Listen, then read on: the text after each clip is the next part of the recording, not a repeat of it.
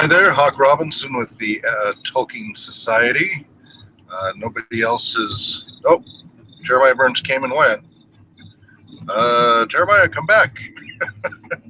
I'm actually not in Spokane for the meeting today, and so we're trying to get folks in here at the Hangout and sending the links. Google Plus keeps doing weird things with the links. Anyway, so just waiting for people to join. I'm hoping that Brian and Chris and Jeremiah at least be able to make it. Everybody else is, of course, welcome. You can see the link on the TolkienScholars.org website, news section, to join this. If you're just seeing this via YouTube, there is a link there on the website, as well as in the plus.google.com/plus symbol Tolkien Scholars. You can click the link to join this Hangout and join the discussion. I'm actually going to be bowing out. I'm heading to a girlfriend's family reunion, but I'm trying to facilitate this so that the other Tolkien Society members can continue on with the monthly meeting on schedule. So apologies for not quite being there yet. Yeah, it looks like Jeremiah did come and go for some reason, and unfortunately isn't currently there. So I'm going to keep trying to post that for people to join. Let's see, I need my other.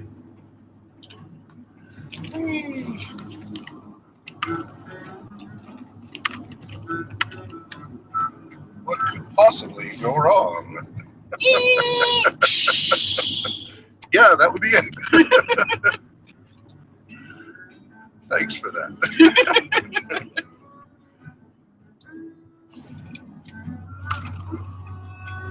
I thought you needed the visual. Well, auditory and visual. Yeah. So.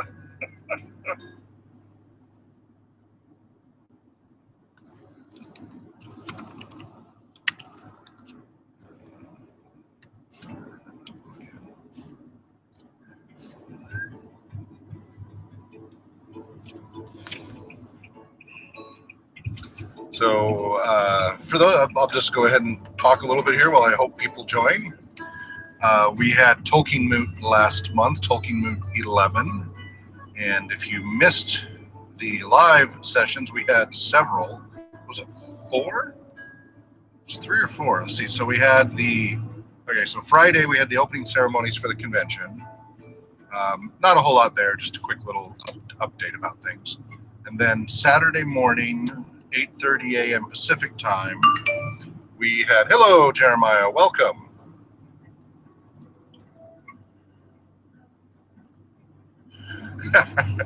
Katie, you want to read out what he says? Because I'm here, Hawk, but I'll keep comments to a minimum as you clearly need to focus on driving. Thank you, Jeremiah. Multiple lives at stake here. Saturday morning, we had a live broadcast of this, the Tolkien Society. It's our, is it going to be this lane or? I don't think so. Okay. It's Whitty Road. I can't read the sign. That does not look like it. So, and we had Brian was actually in England at that time. And Jeremiah, if you can, I posted the link to this Hangout, which is the actual running one. This Google Plus does weird stuff with the events. If you can kind of spam this link. Here, yeah.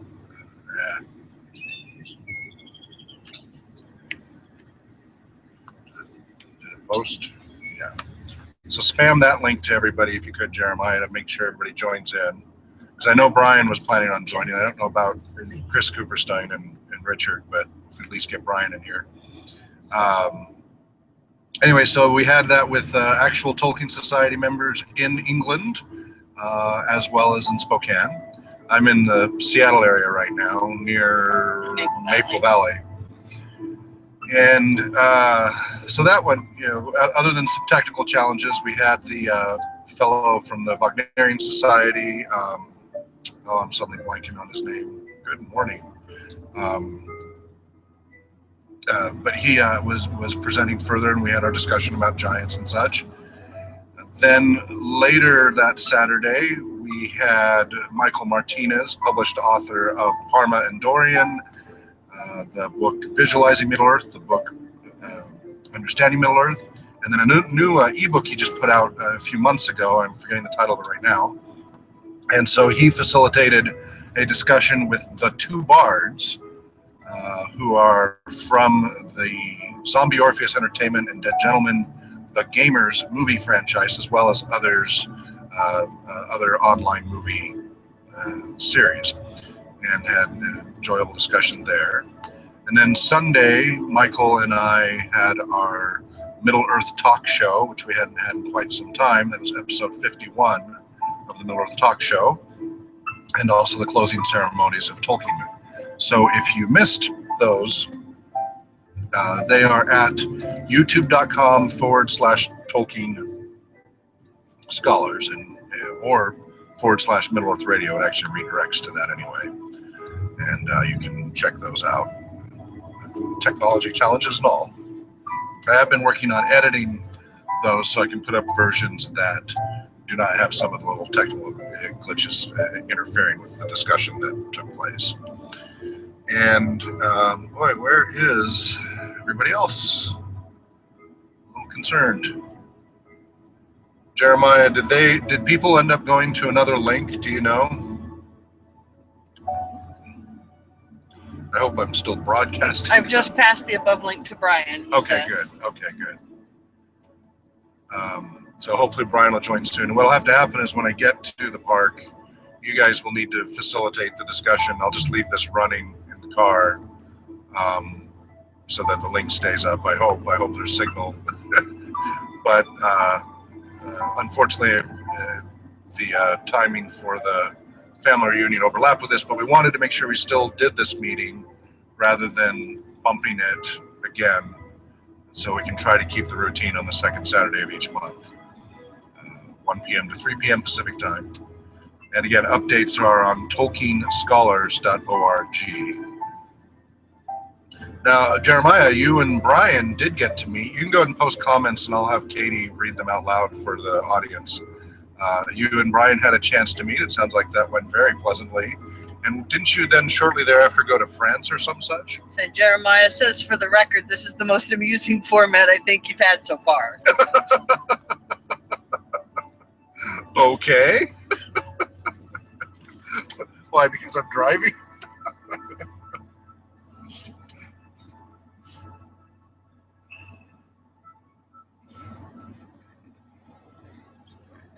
There's always a little latency. Yes, it just lends itself to the humor. Okay. I've done a few broadcasts from my vehicle in the past. Maybe a few too many. I kind of live in this thing sometimes. Especially if I get the RPG trailer. Oh, yeah. I'll really be living in it.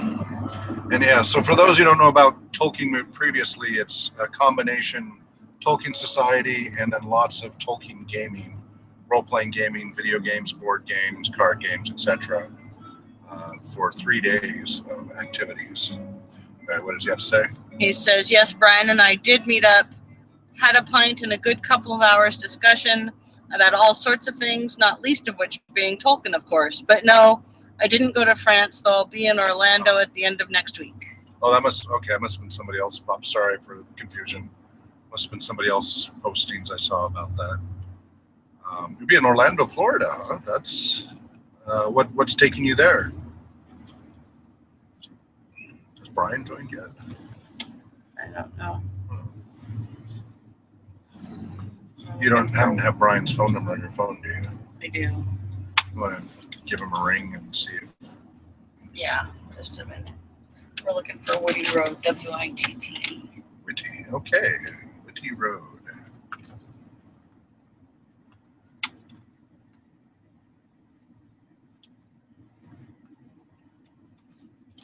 Okay, stopped at a light. 2 weeks of Mickey Mouse and a 7-year-old daughter. What else? Well, I hope both of you have lots of fun with that.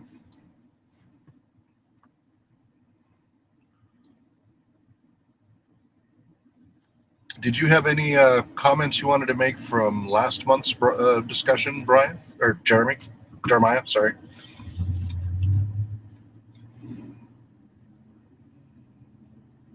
Because right now I'm not going to pull out my book of J.R.R. Tolkien's letters and such. That would probably be unwise while driving. Thank you.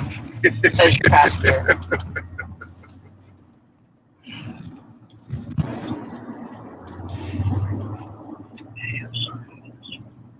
Just leave a message, letting him know. Oh, I just hung up. Oh, okay. Sorry. All right. What did he have to say? Just a second. Let me put my phone away, and then I can read Jeremiah's comments. Okay. Thanks very much, but I think my wife might be more excited than my daughter. Ah. So yeah, there's the latency.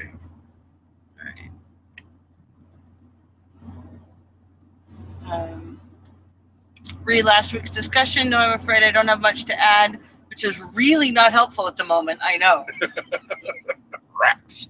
Well, you remember our topic for the year was giants, and we had a lengthy discussion about that.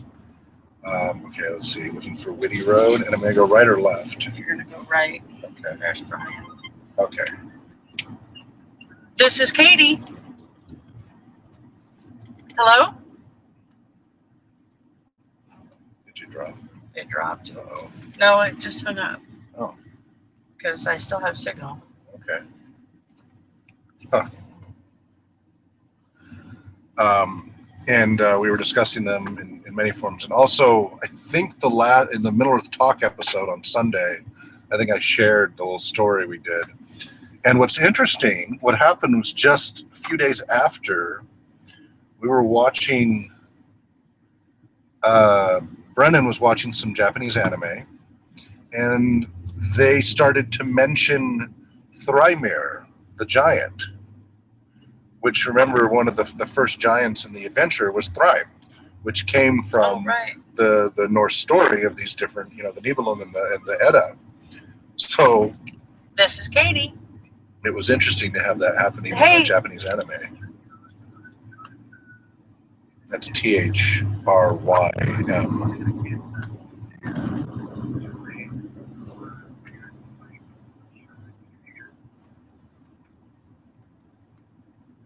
Okay.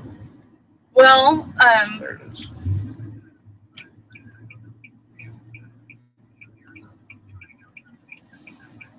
Okay, so long as you can hear, though. Okay, sounds good, darling. Talk to you soon. Bye-bye. He can hear, he just can't talk. Oh, is he in the room? Oh. He's having trouble with the link, but... Huh.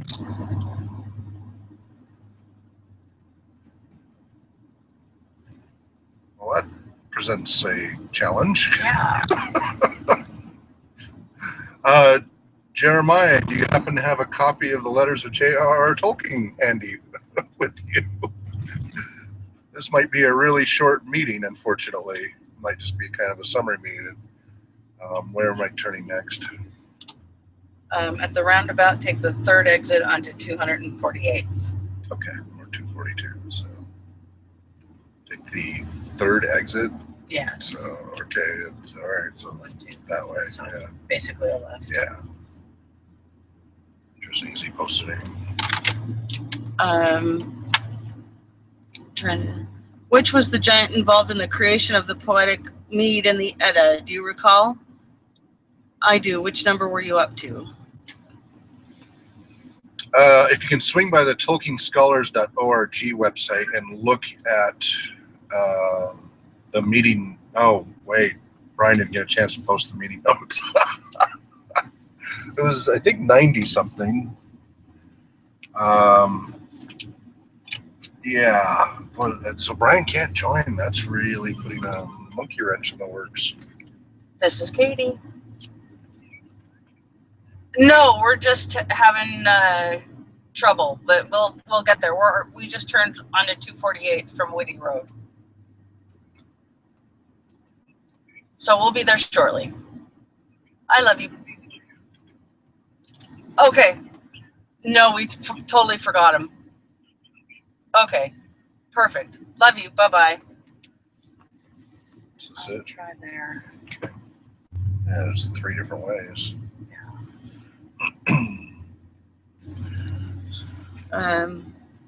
Do you recall the number of the last? Do you recall the topic of the last letter or 2?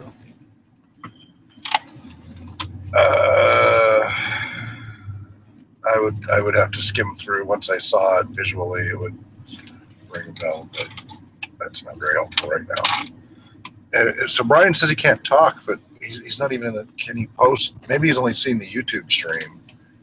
Maybe that's what's going on. Is it's the YouTube link rather than that doesn't. That's weird. Reserved parking. What? What's going on? Okay. So maybe that's why everybody's parked along the drive. Well, is it at the lodge or is it because there were 2 other it's entrances? Okay, so it was one of the other 2 entrances then. Now I gotta get out of here. No parking for park, shelter, arboretum. Okay. So it's the other way. Just gotta get out of here somehow.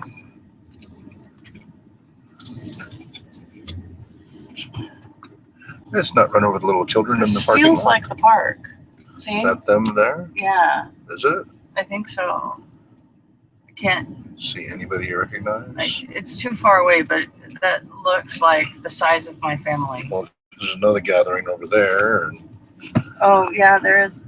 It's probably the one over there. Okay, and there's another parking lot over there. Okay. So maybe we needed to go a little further down the road.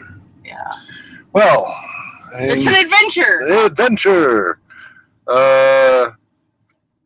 Okay, YouTube, Brian, if you're there, try to message me in a separate hangout or post comments on the YouTube channel and I'll relay them here. Okay, he's got Brian. All right. Yeah, we need to rely on you guys. I can't believe Brian can't join.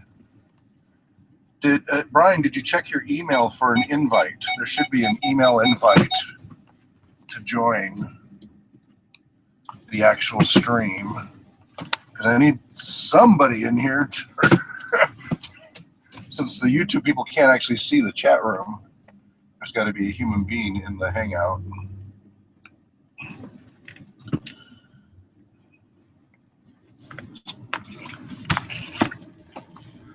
Let's see if I can try to Brian, I'm gonna resend an invite to you through Google Plus here.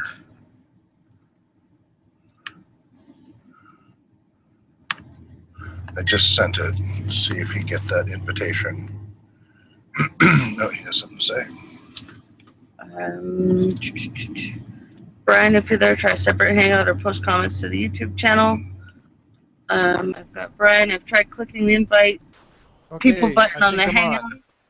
Hey, there we go. Woohoo! Yay!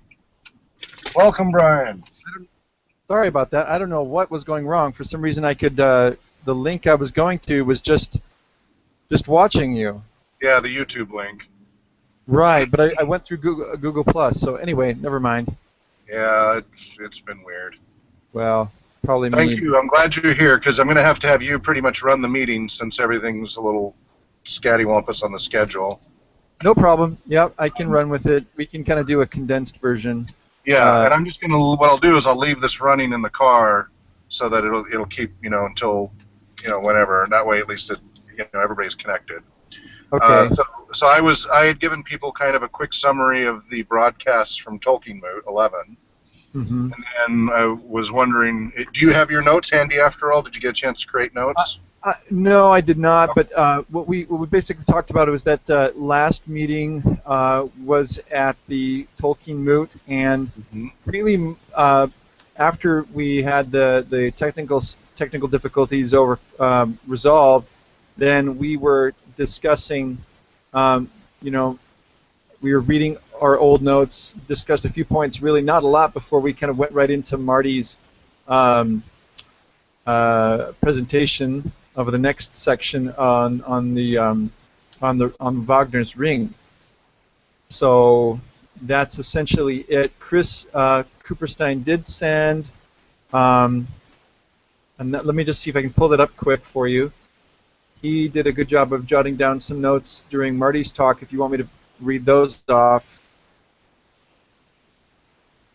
would you like me to do that? Hello? Yes, please. I had the microphone muted. Sorry. Yes, please. Okay.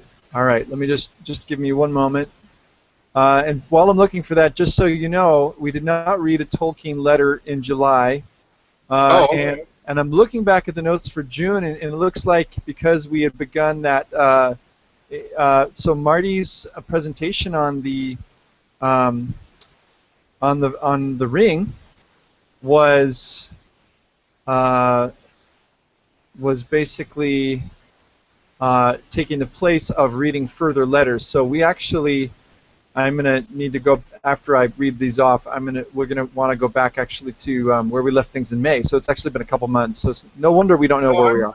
I'm pretty sure we read letters in June. I'm pretty sure we did do that. You did? Okay, well, for some reason, the June notes don't seem to show which ones, but I think I can find it pretty easily. Okay, let me just pull up what Chris Cooperstein sent about the second part of the ring. And I think he had a better opportunity to hear some of it because it was cutting in and out. Okay. Okay, so for our July meeting of, let's see if my camera is, okay, for our July meeting of the Tolkien Society of the Inland Northwest. Brian, I'm going to leave you to go ahead and do that. So after you go through your notes, go ahead and do a reading, and you and Jeremiah, just read out loud what Jeremiah posts, and then, we'll leave it at that. I'll come back in an hour or so and see if you're still talking or not, and if not, I'll stop the broadcast then. Yeah, that sounds fine. Okay. All right, thanks, Hawk. All right, take care. All right, thanks. Namaste. I'm feeling all lonely now. Okay, well, might as well get through this so that we don't have to deal with it next month. Anyway, Chris wrote down, we made reference to John D. Ratliff. Oh yeah, this is before, okay, this is before the second part on Wagner. We discussed giants. Where are they found in the works of Tolkien? There's a giant reference in Return to Bag End, which is, I think, what the Ratliff comment was on, is one of the versions of The Hobbit that Tolkien wrote. He had a giant reference in there.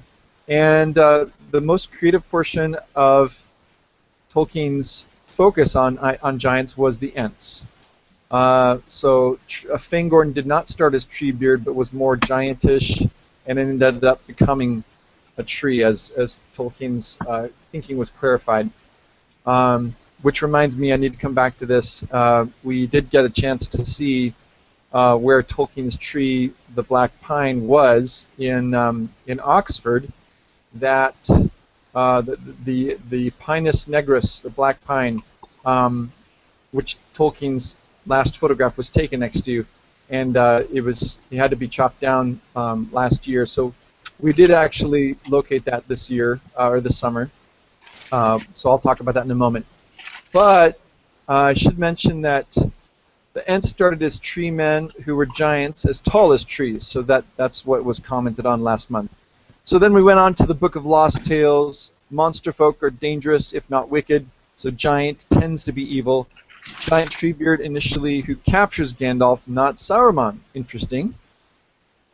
And let's see, what else? So originally in with Sauron, which of course was very different from his The Lord of the Rings, how that ends up being the final version. Oh right, so Saruman was in reality in league with Sauron, not Treebeard. But so that whole plot line was different. The giants really vanished after the Ents. You don't really have a lot of other giants cropping up in the Legendarium. And then Old Man Willow, again, larger than life, dangerous, slumbering, hidden, very big compared to the hobbits. In some ways, you could. We didn't talk about this last month, but really, from a hobbit's point of view, everything would be on some sort of scale of a giant, from the big folk to really big people like trolls. All right, so then I guess I should finish up with the comments that were made as Marty took us through the second part of of Wagner's Ring cycle. And I hope I do a good job on this, but I don't know that I can get all the names right.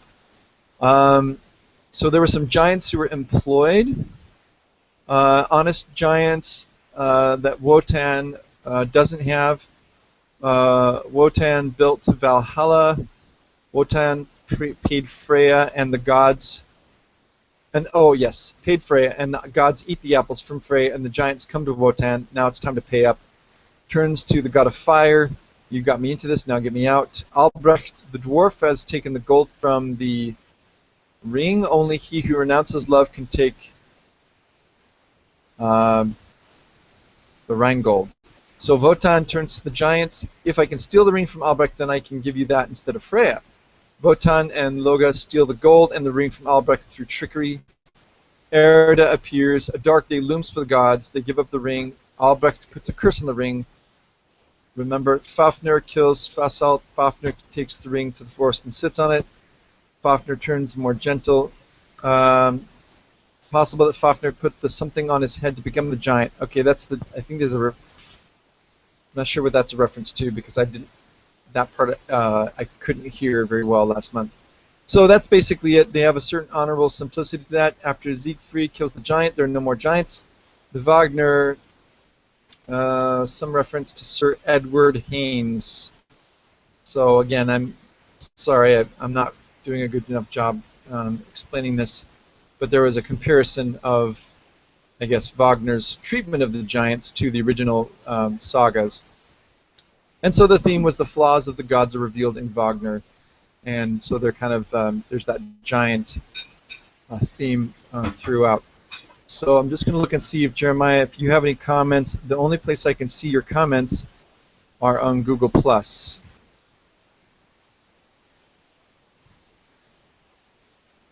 So while you're perhaps thinking of any comments you want to make to that, that's the end of the meeting notes from July 18, 2015 at Tolkien Moot.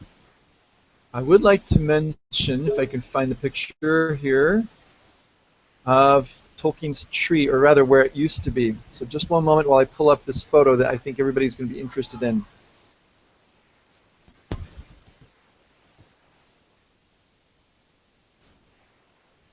And I'll see if I can post this.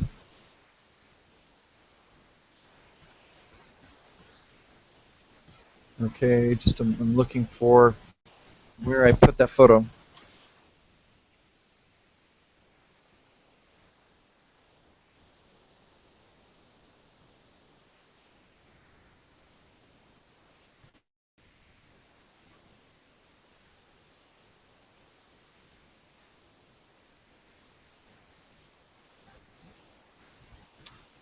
Okay, hold on a minute. Oh, you posted something. Sorry, Jeremiah. So let's see. You wrote, read this note if you can see it. I can see it. I am going to try to post a picture of where the Tolkien tree used to be.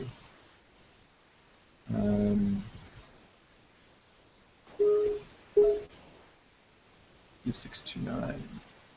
2629. Okay, yes, that's the right window to type in. Thank you. I'm not as technically literate as all that. So while you're looking at a thing about typing that, I'm going to pull up this photo.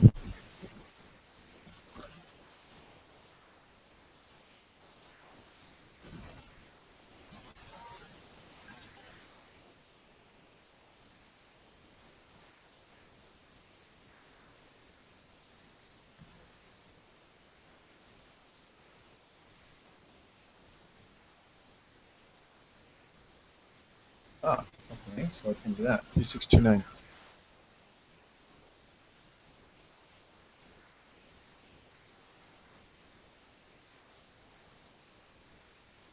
All right, I'm going to try to put this photo in. All right, so the story is that we have this famous tree, and I'm going to see if I can get a link to this for anyone who's watching now or later.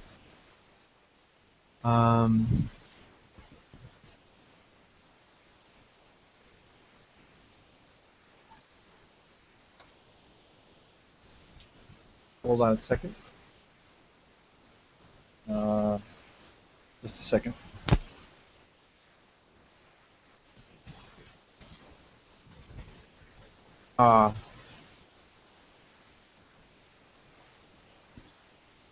Okay, let's see here. Okay, so here is a link to the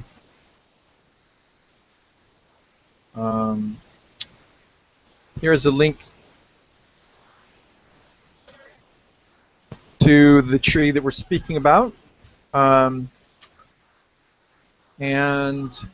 this here's the photo. So here's what happened. This summer, my family went to Oxford, and we stopped by at the Botanical Gardens right across from Magdalen College, where Tolkien, well, actually C.S. Lewis was a fellow of the college, but Tolkien often visited the Botanical Gardens, and he loved this black pine. It was about 250 years old, and some say it reminded him or inspired him of the Ents, or the idea of this huge tree, and it was kind of almost like a person with many limbs. So here is a photo of what we saw, and the kids really had a hard time finding it because it actually doesn't exist. After it was damaged, or a large limb fell and broke part of the wall, they found out that the tree was in really bad shape, so they had to remove it for safety. So they left like an 8 or 10-foot stump of the tree, and so what we were hoping to see or expecting to see was, in fact, this really large stump. But what really happened was that when they got there, it was completely gone. Still trying to find this photo. Just one moment. Yeah, just one second, Jeremiah. I'll be right with you. Yeah. Having a little trouble here.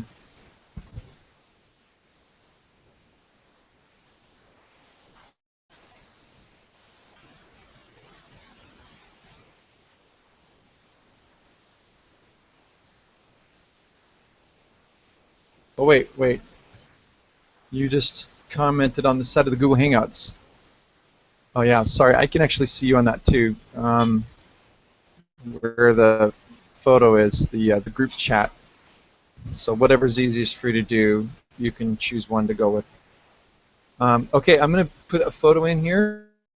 This the girl saw, which is that, sadly, the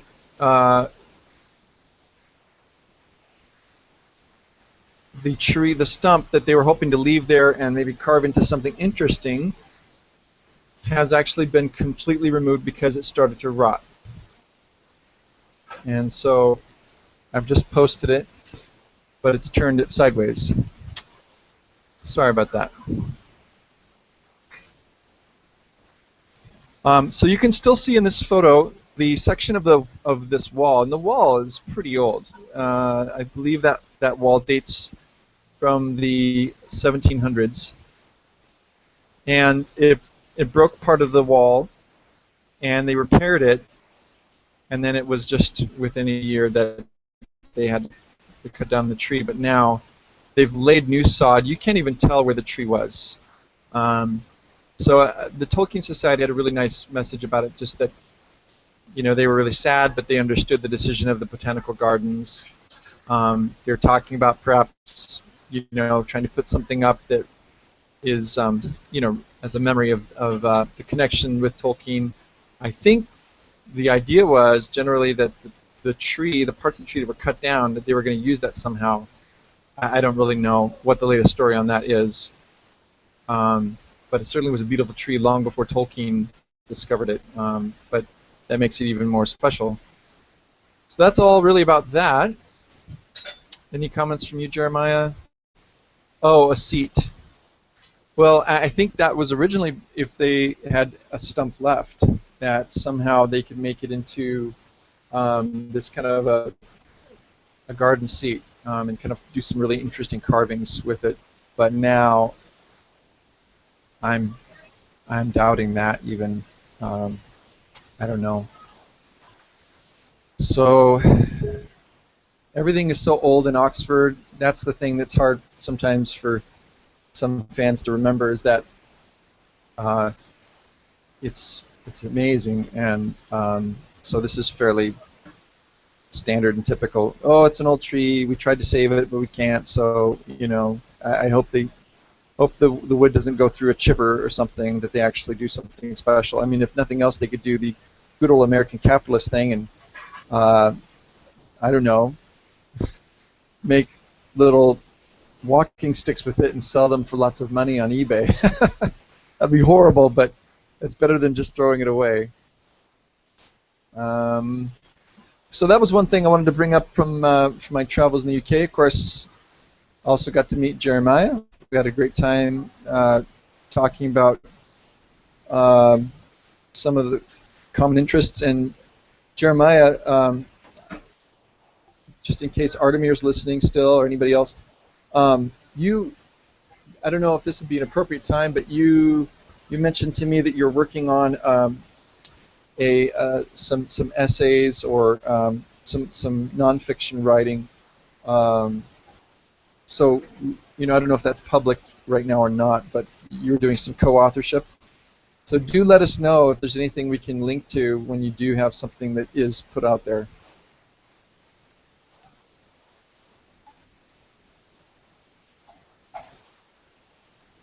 Right. Well, that's fine, and we can certainly give a shout out to the main people who were involved in that project. So yeah, just keep us posted.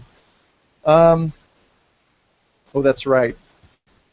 It's a set of essays in honor of Verlin Flieger. So, oh, and I'm really looking forward to going through the book. So there's if anybody doesn't have this, there's a great copy of Tolkien's essay on fairy stories. But it's annotated with notes by Verlin Flieger, and I really recommend it to anyone out there who's a serious student of Tolkien. I've read on fairy stories before, but this is really interesting because it just adds a whole nother layer of understanding to it. So let's see. So that was pretty much it in Oxford as far as Tolkien-related things. Of course, we went to the Eagle and Child pub in Oxford, so I can share that next meeting. We can do that in September. But it was really fun to stop by there. We didn't actually go in because it was closed, because it was like 11 o'clock, and you know the pub wasn't going to be open until 12, understandably. So that was Oxfordish. Oh.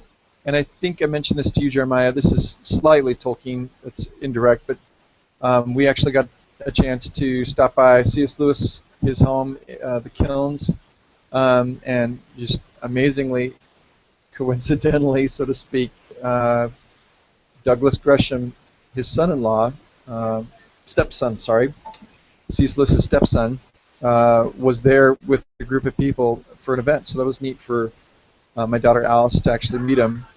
And he sounds just the same as in the Focus on the Family radio theater versions of the Chronicles of Narnia, which, if any of you haven't ever listened to them, they're great for your kids. I would highly recommend the Reader's Theater for the Chronicles of Narnia. With I think that the voice of Aslan is by David Suchet. So think they're still available. I think you can get those from Focus on the Family or on Amazon. But anyway, it was great to stop by the kilns and see, one of the Inklings where he lived. Oh, right. I think they're available in the UK. They're really good, actually. So obviously, I would support reading them, out loud to your child, or reading through the books with your children is far better, just because it's a family. It's very it's a great memory. But I think good readers reread stories, and if they like them, and one of the ways that our kids, I mean, my girls now are, the three oldest ones are 17, 14, and 12, and they still listen to the MP3s of the Chronicles of Narnia. They're just so well done. And Douglas Gresham actually does the introductions at the beginning. So, and I think those are obviously a lot more faithful than the movie adaptations. But although they did a great job with the first movie, but I suppose I'm rambling a little bit off of Tolkien-related stuff. Liam Neeson, he did have a nice voice for Aslan, but I think you'd like Suchet as well. So. Let's see. So, what's that? Oh, right. Yeah, I don't. I would love to give a more full talk, sharing a little bit about what I learned from the conference in Leeds, and I'd be happy to share it with you, Jeremiah. I did a little bit, of course, but a little bit more. But I kind of wonder if that might be worthwhile to save until maybe next month, and then we could share those photo scans that you did of the Tolkien connection to Great Haywood in Yorkshire, and some of the inspiration for the Lost Road. But I just really, really enjoyed the small, more intimate kind of grouping. And again, John Garth was such a fantastic speaker. I mean, I'd heard of him before. Some writers are extremely good at writing, but they're not good speakers. They're really not articulate. But he is a fantastic speaker. By the way, Jeremiah, you just mentioned the unabridged Lord of the Rings on the MP3 player. Have you ever seen the public domain copy of the Silmarillion on audiobook? Because I can send you the link to that online, and you can download those MP3s. Let me just see if I can look at that.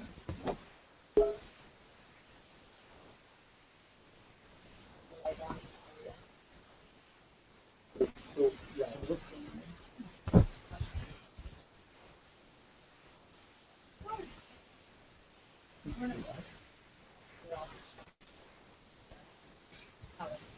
okay, I think my thought is 3 o'clock. Watching work. Well, I'm sorry, but yes. Okay, sorry, Jeremiah. Coming back to you. The narrator. I'll just send you the link, and then you'll be able to figure out if this is something you've seen before. I think. No, it's not the archive.org when there's a better one. I thought. Well, maybe this is. Maybe this is where I got it. It's been a while. Yes. This is 13 CDs for the entire Silmarillion, and the narrator.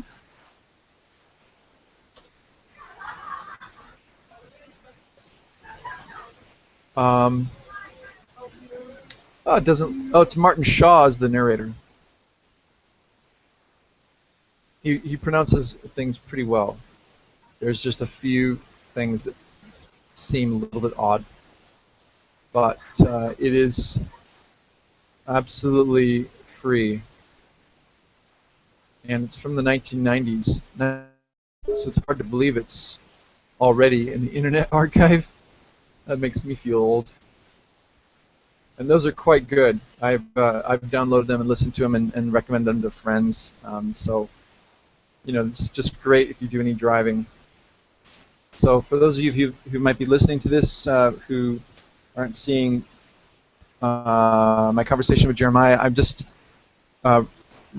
I'll put this link on later in the notes, but if you go to archive.org, or if you just type into Google Silmarillion audiobook and then go to the link under archive.org, you can get it. It's a Random House audiobook that was originally on 13 CDs, and now it's available for free.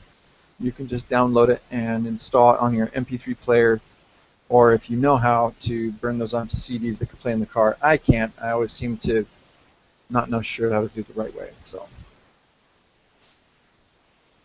yeah, that's a good question. I think it's probably no. Well, hold on.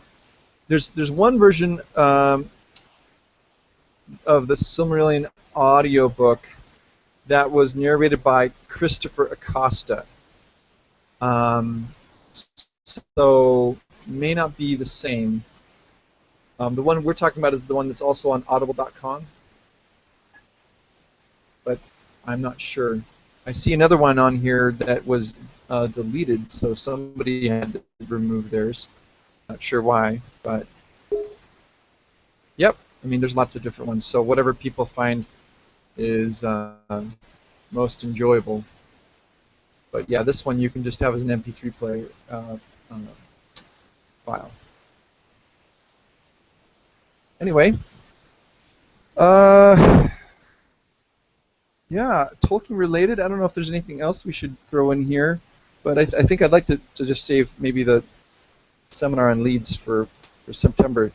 Jeremiah, is there anything you've heard about lately? I've not been kind of with my trip and everything. I haven't really been following it. And right now, my daughter Alice is hanging out with some friends, but I know she was on Torn Tuesday on the OneRing.net, but I haven't had a chance to ask her some of the latest news. Ooh, oh, you had to bring up Kullervo, didn't you, Jeremiah?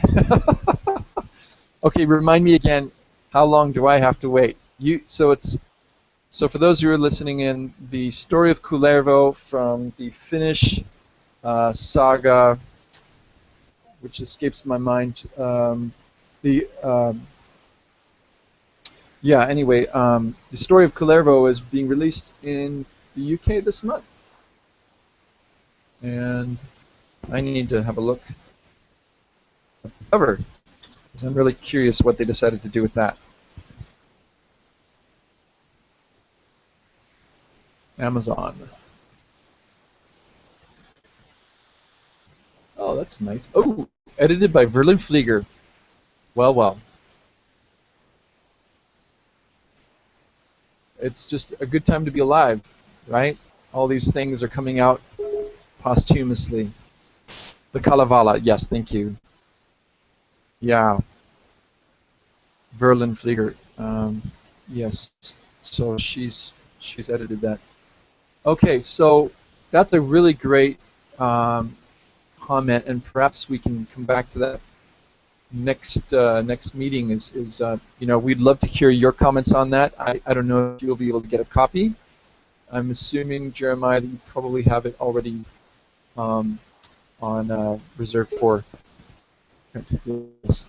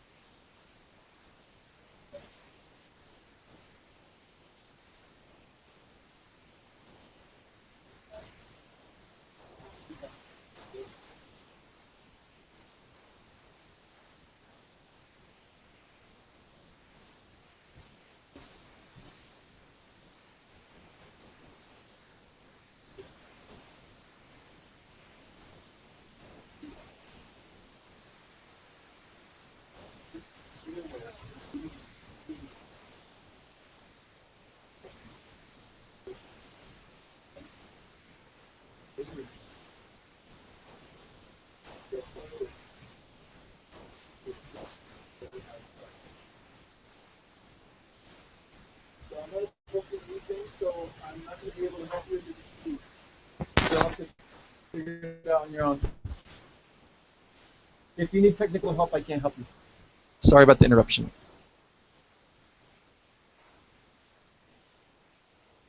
You know, I'm okay with Irene watching. All right.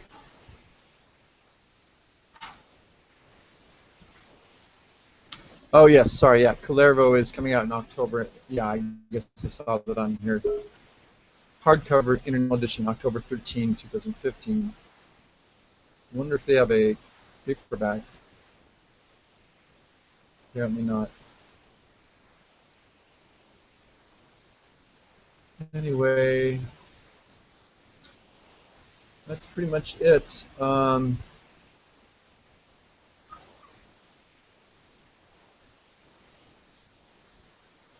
really? So Beowulf, Jeremiah says Beowulf is only just getting published in paperback. So, and that's like what, 6 months later, I think. So maybe that'll be the same for Clairvaux. I think it was springtime, wasn't it, when Beowulf came out? Oh, closer to a year. So probably more like last November or something. All right. Well, do you happen to know, Jeremiah, what is there anything slated or planned for the next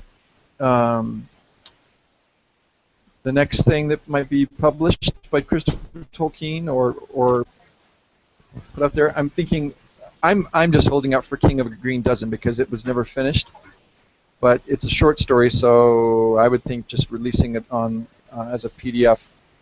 I don't know if they would consider doing that, unless he has enough other work that could be put out as a number of short stories by Tolkien that perhaps were never quite finished.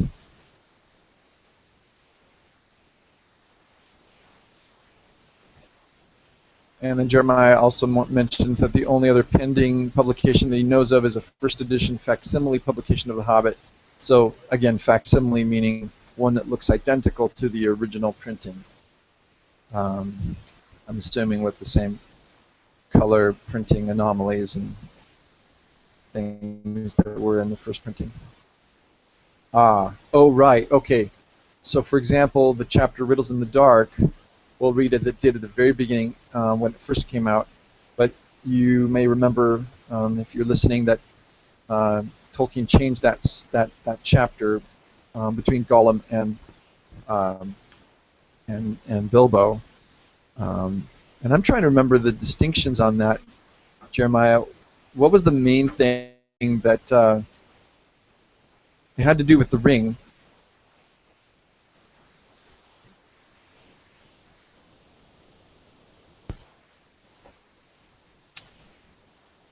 Right. So Gollum was much more of a this wizened old creature, kind of a neutral character. And they had the riddle contest, and then Gollum willingly gives the ring as a gift. But of course, so Tolkien ends up changing that so that he becomes much more of a sinister figure, or a more corrupted figure, I would say. I'm really curious whether or not those changes that were made, and I'm not as familiar with like Ratliff's annotated Hobbit and some of the changes, did that coincide with the sequel, with his writing of the Lord of the Rings, that in the 50s, or well, actually even 40s, while he's writing the sequel, he starts to make kind of flesh out the whole Smeagol backstory. I would guess that's why Gollum becomes more creepy, more dangerous, as kind of a foil.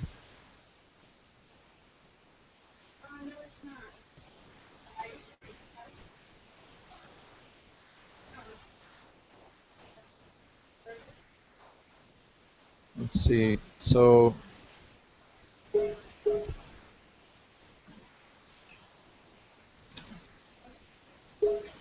okay. Jeremiah says, in the Council of Elrond, Bilbo says something along the lines of, "If others have heard me tell it differently, I hope they'll forgive me." And he looks at glowing. So yeah, there's the point that almost like the Hobbit is Bilbo's retelling, as in the Red Book of the Shire, and so the Lord of the Rings makes clear oh, well, actually, it was a little bit different. So yeah, Bilbo kind of, through cleverly omitting certain parts, lies about that, which then is attributed to the power of the ring that it has upon Bilbo and his desire for it and not wanting to mention it to the dwarves. Um, so, and that's why Frodo says to Gandalf, "Oh no, Bilbo told me the true version long ago." So, it's really, I think that's delightful because it shows Tolkien as a writer. You know, he he grew in his own craft. You know, he's not on a pedestal. You know, as he wrote along, he realized, oh, originally I thought of him as this kind of character, but now I realize that he has to become this person. And so just as Bilbo's story changes, and we start to realize the more accurate picture of what happened in the story, as we begin to realize the significance of the ring, that's nothing really, it's just magic ring in the Hobbit. Now we also start to have clarity about people and the events and all that. So, yeah, exactly. And as Jeremiah says, and I would agree, that it's these layers of history and depth, not only in the characters, but in the story itself, layer upon layer of the same story, deeper and deeper. And that makes Tolkien stand out compared to other fantasy authors. Yeah, I don't have my copy of The Return of the King handy here, but something about the Red Book of Westmarch in the appendices where it describes that Frodo and the other hobbits couldn't bring themselves to alter anything the old Hobbit had written. Nicely done. So not only does Tolkien write an old version, change his mind and kind of niggles at it and changes it to what he really wants it to be, but then he creates, you know, a bridge to explain why the old version was different. Which is interesting. Okay, I was going to ask the same. Okay, yeah, you just answered my question. Are there still copies, you know, of Bilbo's version out there for The Hobbit?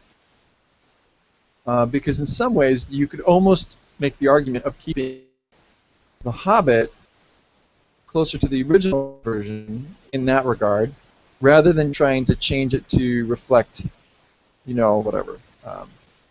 Because you could say, well, maybe Bilbo didn't want it, you know, maybe he just wanted to make it sound like Gollum gave it to him willingly, you know, because precious. You know, much like Smeagol, of course, also spins the story about him and Deagle, and you know, it was his birthday present and all that, instead of the real depth of it. So, I did not know that there's still 1937 versions out there. Presumably, some of the first language, foreign language translations. I'm guessing, or are you referring, Jeremiah, to other English language, perhaps another European one?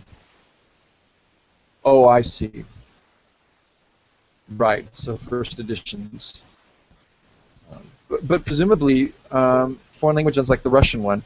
I don't know how many, you know, revisions those did those keep up with the changes that Tolkien made or not.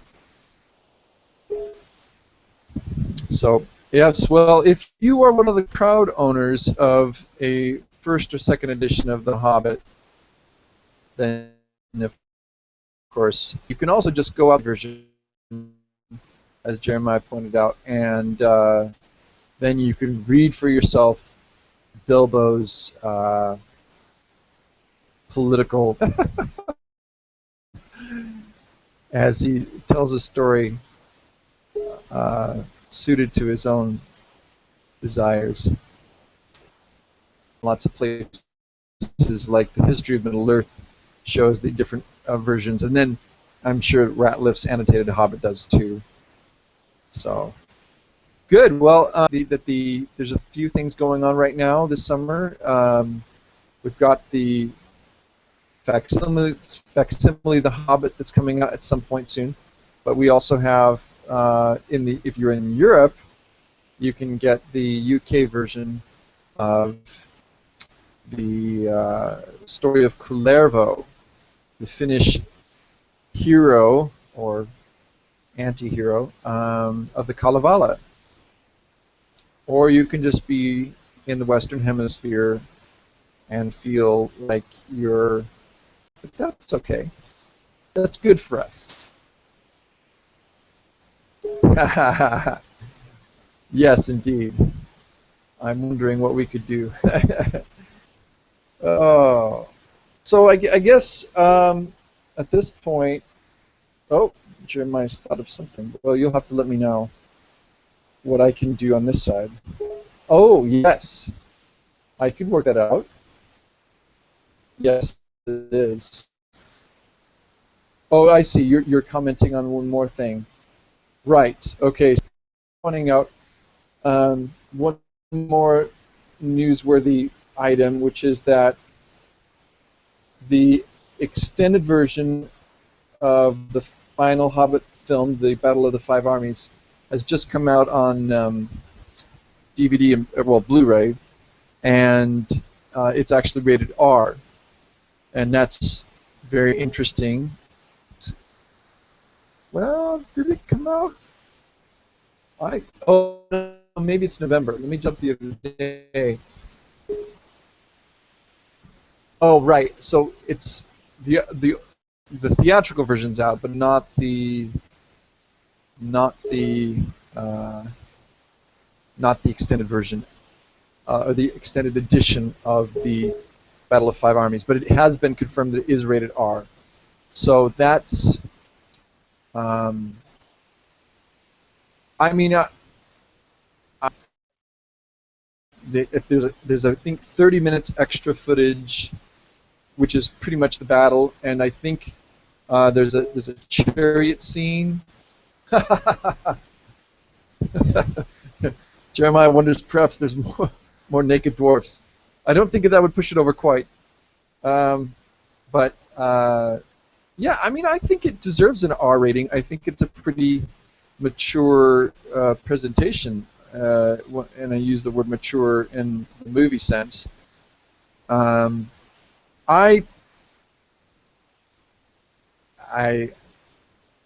not completely happy with that, and I'm not even talking about the adaptation of the film itself. That's one topic, you know. But I think in rendering it, how are you going to do that? I mean, good grief. You do the Two Towers. Peter Jackson does the 2 right? So he keeps in all the Lord of the Rings movies PG-13, and stays within that kind of maybe. I mean, PG-13, of course, is in the States a very big umbrella. You have, for example, Captain America, the first scene, but then you also have Dark Knight, the Batman movie Dark Knight Rising or whatever, and that's PG-13 as well, and that's, I think, a lot more gruesome or kind of edgy. So what's hard for me to understand is for the Battle of the Five Armies to get an R rating purposeful.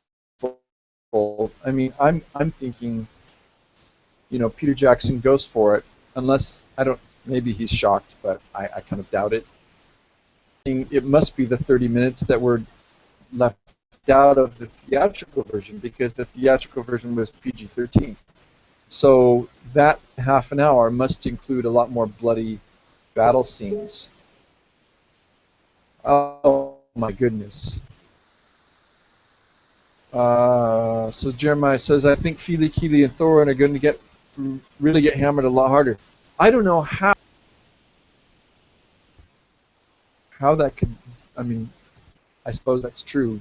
Thorin I could see, because he just always takes such a beating. That'd be a bit of a parallel to the in the first movie on the edge with the pine trees. So that, you know, he gets quite a beating there as well. But it was. Let's see, which one's killed first? I think. Was it Fili? Yeah, I think you're right. We'll have to have a special meeting to discuss it at the end of the year. On one, yeah. So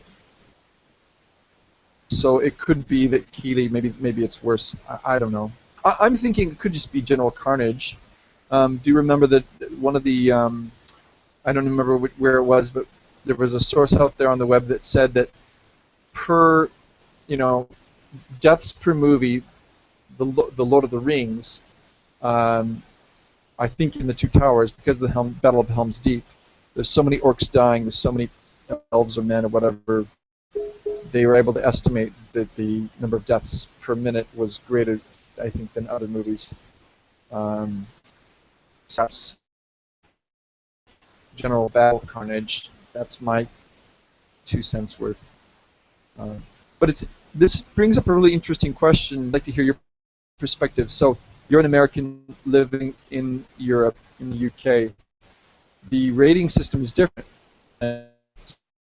You have universal, right? And then 12, the next rating, and then 15 and 18. So what do you think of that rating system? Do you think it works well? Or do you think the other system, or how do they compare in your mind? And what do you think the 12 in the UK? And I've heard that age 12 is going to be different in the UK than compared to like Italy, where young people can see a lot more, violent or raunchy stuff. If it has a 12 rating, it's allowed a little bit more in other parts of Europe, but England, or the UK, excuse me, seems to be a little bit more reserved that way, a little bit more protective, perhaps, of youth. So, typically, for those who are listening in, an 18 rating would be really pornographic or over-the-edge violent. A 15 would be suggestive and have some scenes in it that would be considered very, mature. So I think our PG-13 kind of fits in between a 12 and a 15, but that's kind of my stab at it. Right. Okay. So Jeremiah said earlier. He said maybe that Dane didn't get much screen time. There's probably loads more of him in the extended version of the Battle of Five Armies. And then he also mentions about the ratings. I think it works pretty well in the UK, but not necessarily better. You look at the USA and there's an NC-17 rating like the plague, because it means oh really? Tim Burton's Batman over in the UK was the impetus behind the rating of 15. Huh. I did not know that. But that makes sense. Our PG-13 rating only came out in, what was it, the early 90s or late 80s? Because when I was growing up, we just had G, PG, and R, as I recall. So PG-13 it's been around for now, like 20 years, maybe a little longer than that. And I think it's a good thing, to have a little bit more, have some different gradients to that, so that, well, for parents, I think to be able to judge whether or not this is appropriate for the child to watch at home, much less going to the cinema. I don't want to get off topic too much, but I'm really uncomfortable with the extent to which some parents completely ignore it. I mean, obviously there's parental guidance. If I think my child can handle it, there's the parents should have that choice. But if you take men, but I don't know if followed at all the trial of the Colorado movie theater attacker, and he's gotten life in prison without parole this week.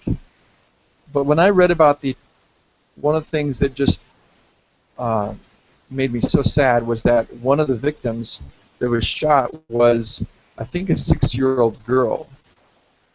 And this was the midnight premiere for, which one was it? The one he came in on. It was Batman. Um, I can't remember which one it was, but it was the one before the last one, I think. Let me just look this up.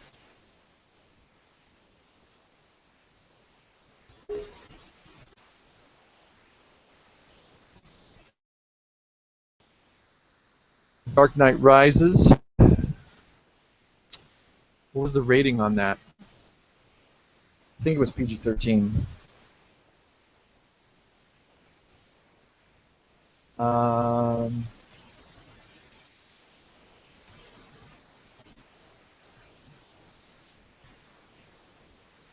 I just missed it.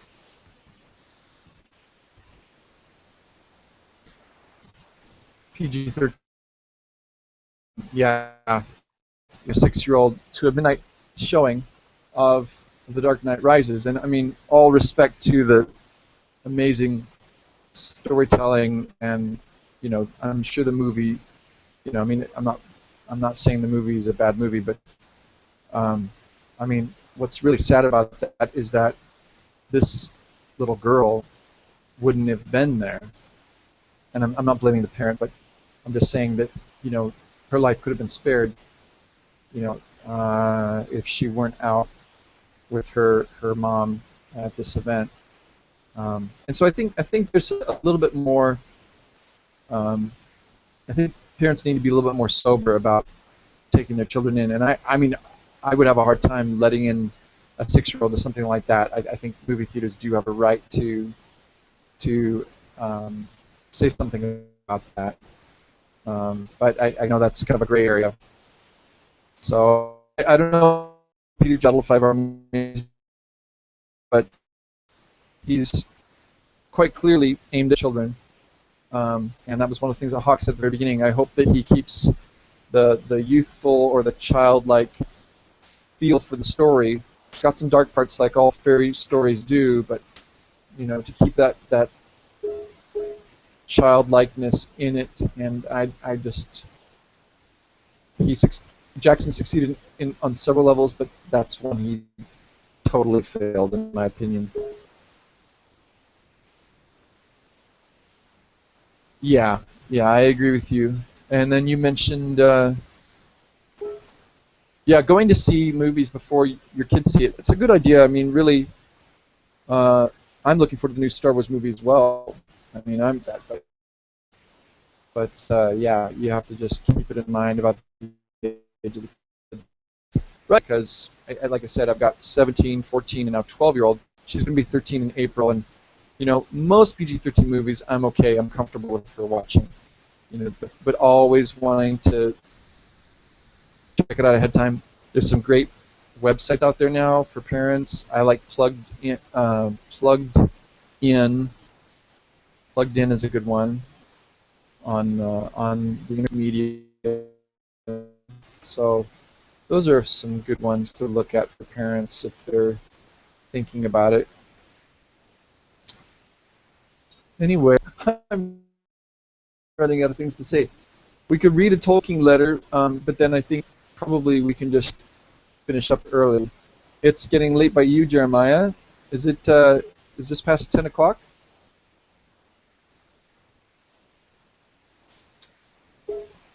Yeah. I mean, I'd say, what do you want to do? Wind it up now? Do you want to read a letter? Okay, my audio is starting to drop. Well, maybe that's a signal. Yeah, let's do that. Okay. Right. So, Jeremiah, it's good to talk to you, and let's get together in September. And if anyone else is out there, Artemir or others, with us, just because Hawk and Katie are busy. So for all of you out there, we wish you well. The